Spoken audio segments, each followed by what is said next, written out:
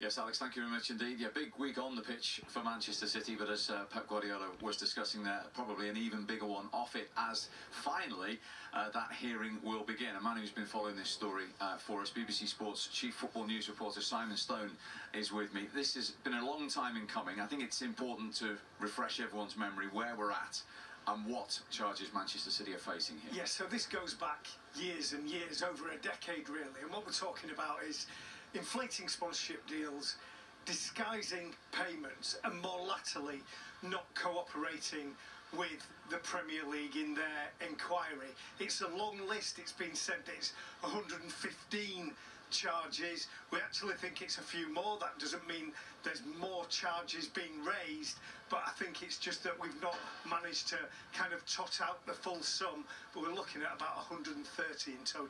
Okay, so this starts on Monday.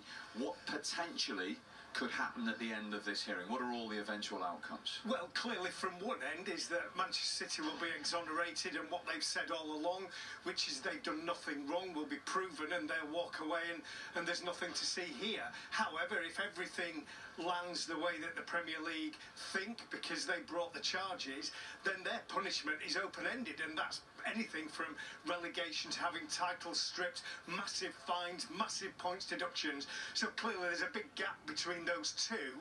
We could be anywhere. A lot of people are thinking points deduction and fine if it's proven, but clearly we've got to get there yet.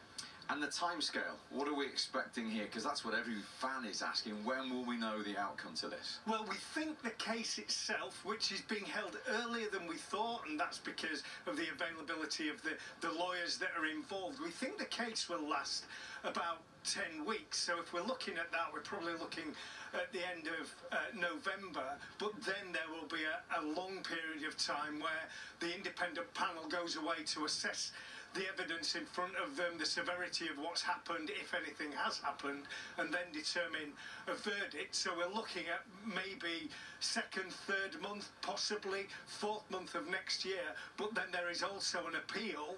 So this could stretch on for quite a while yet. So Pep Guardiola has already said that he's wanted this thing dealt with. I think he might be waiting a while yet. And will there be updates? What will the information stream be like, do you think? I think this will be very, very limited. I don't think either party really wants this all to come out. I don't think it'll be like a legal case in a court of law, for instance, when the press are allowed access and give you updates daily.